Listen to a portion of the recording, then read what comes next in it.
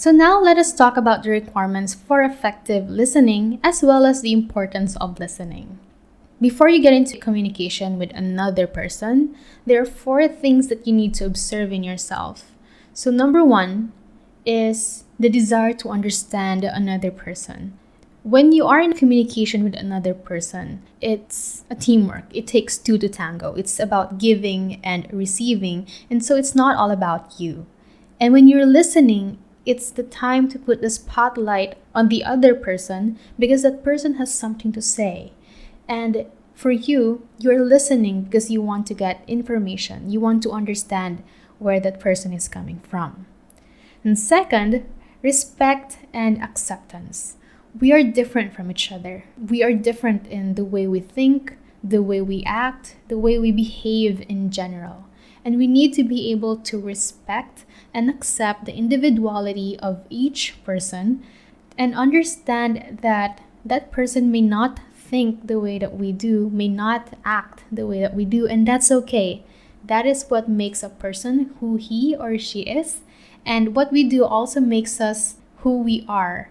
And of course, respect begets respect. If we learn how to respect other people, they also learn how to respect us. Perhaps not for all, but you get the idea. Third, willingness to be open-minded.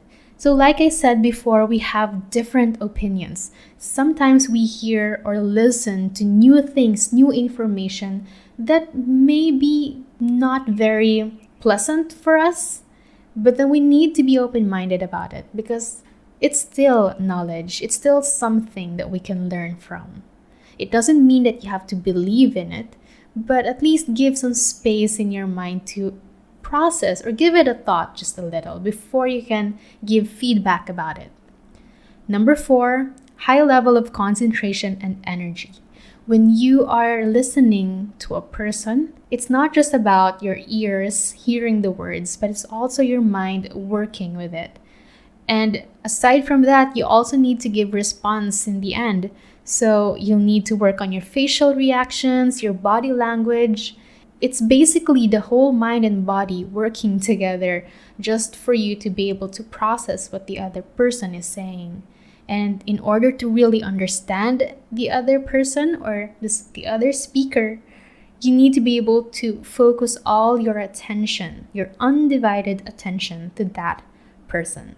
So again, the requirements are 1, desire to understand another person. 2, respect and acceptance. 3, willingness to be open-minded. And 4, high level of concentration and energy. Now let's go to the importance of listening. Some people might not find this quite important because there may be people who are entitled who feel like they need to be listened rather than them listening. But in fact, there are a lot of reasons why it is important. Number 1, it helps us understand assignments in a better way. When people give us instructions, we need to be able to listen down to the details. We cannot assume that because something sounds familiar, it means that we know it already. What if the person added new information to the assignment that is not familiar to you or something new to you? And since you weren't listening properly, you didn't get to include that in your assignment. If you're a student, it may mean lower grade or lower score for you. If you are an employee, you may be reprimanded for it. And so it may result to negative feedback in general to you, and people might have this wrong impression about you. Second is build rapport with others. We as people have a lot to say because there are a lot of thoughts going through our mind, and we want to be listened. But also other people, they also want to be listened to because they also have a lot of things to share. And if we learn to listen to each other, we are able to build this relationship, a relationship of respect, acceptance, understanding, of love in the end. And of course, we all know that communication is key. And in order for you to properly communicate, you'll need to listen first as well. Third, work better in a team-based environment. It is very challenging to be in a team-based environment. because there are a lot of people working together, and sometimes the minds of all these people do not work in the same way, especially if they have different roles in that environment. And if you learn to listen to other people, you get to learn where they're coming from and what they are trying to say exactly, and how their story fits into the whole narrative of this team. Fourth is resolve problems with customers. So this is very important for those who work in environments wherein they actually deal with customers. This does not only work with customers, but also to people in general. In order for you to know how to resolve something, you need to be able to pin down the problem first. And in order for you to understand the problem, you'll need to listen very well to what the person is saying.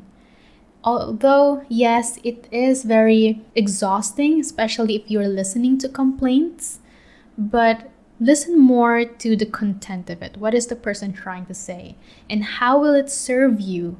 How will it benefit you by listening to this person?